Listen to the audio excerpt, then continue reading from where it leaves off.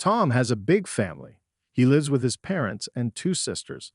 His father's name is David. David works in an office.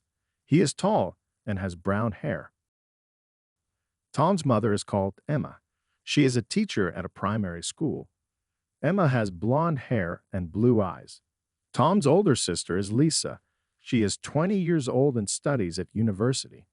His younger sister is Anna. Anna is 10 years old and goes to the same school as Tom. They also have a pet fish. The fish is orange and lies in a big tank in the living room.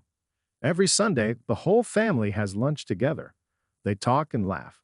Sometimes they play board games after lunch. Tom loves spending time with his family.